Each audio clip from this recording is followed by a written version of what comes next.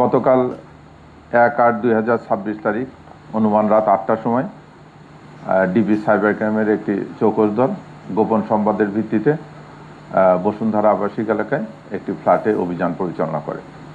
অভিযান পরিচালনা করে দেখা যায় যে সেই ফ্ল্যাটটি একটি বাংলাদেশি মহিলা, উপজাতি মহিলা ঝর্ণা নামে উনি ভাড়া নিয়েছেন। উনি ভাড়া নিয়ে ওখানে চাইনিজদেরকে 6তলা বিল্ডিং পুরাটাই চাইনিজদেরকে ভাড়া দিয়েছেন। একতলায় উনি থাকেন আর 5টা ফ্লোর উনি চাইনিজদেরকে ভাড়া দিয়েছেন। সেখানে চাইনিজরা বিভিন্ন সময় এসে হোটেলের মতো থাকে। ওই বিল্ডিংয়েরই 4তলা এবং 5তলায় আমরা পুরো ফ্ল্যাটে যাই, যেয়ে দেখি যে ওখানে এই যে অনলাইন গেটওয়ের জুয়া সহ অন্যান্য যে প্রতারণামূলক কাজ হয় সেই কাজে অনেকগুলো ডিভাইস নিয়ে ওই চাইনিজ ইয়ারা বসে আছে।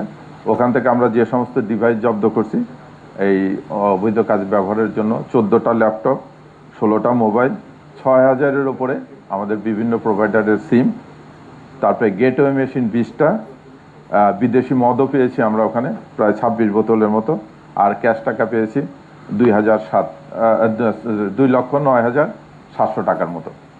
এখানে ওরা যে কাজটা করে আপনারা দেখবেন যে মোবাইলে আমাদের এখানে বিভিন্ন মেসেজ আসে যে আপনি নতুন অফার পেতে হলে এখানে ক্লিক করুন, আরও কিছু অফার পেতে হলে এখানে ক্লিক করুন, চাকরির জন্য এখানে ক্লিক করুন, বা আপনি যে ইনকামের জন্য, অতিরিক্ত ইনকামের জন্য এখানে ক্লিক করুন। আপনি যখন ওখানে ক্লিক করবেন তখন ক্লিক করার সঙ্গে সঙ্গে এই যে এরকম কিছু ছবি আসে, তখন আমরা এটাতে প্রলুব্ধ হয়ে যাই। এই ছবিগুলোর জন্য এখানে যখন ক্লিক করবেন এদের সিমে চলে আসবে, তখন আপনার কাছে অফার আসে। এই অফারগুলোর জন্য আপনাকে যে পেমেন্ট করতে হবে, এই পেমেন্ট গেটওয়ের জন্য এরা প্রায় 6000 সিম ব্যবহার করে। আমরা 6000 সিম অ্যাক্টিভ পেয়েছি এবং আরও প্রোভাইডারের প্রায় 10,000 মানে 10-12,000 সিমের ওই যে স্লটগুলো আছে স্লটগুলো পেয়েছে। এবং তারা এখানে এমন পদ্ধতির টেকনিক্যাল ইয়ে ব্যবহার করে, আপনাদেরকে আমরা ভিডিও দিয়েছি, যে একটা মোবাইলের সঙ্গে আর একটা স্লট লাগায়, সেই স্লটে আবার 12টা সিম চলতেছে, মানে একটা মোবাইল দিয়ে আপনার 12টা সিম চলতেছে। যার ফলে হয়ে যায় কি যে এই তথ্যগুলো যদি আমরা অনেক সময় আপনারা কমপ্লেন করেন যে এই জুয়ার সাইট থেকে আমার টাকা নিয়ে গেছে, আমরা যদি ওখানে যাই আমরা আসলে আইএমই নাম্বারটা পাই না, যার ফলে এদেরকে ডিটেক্ট করতে পারি না। এরকম একটা মানে প্রযুক্তি ওরা ব্যবহার করতেছে। এই চক্রকে আমরা গ্রেপ্তার করতে সক্ষম হয়েছি।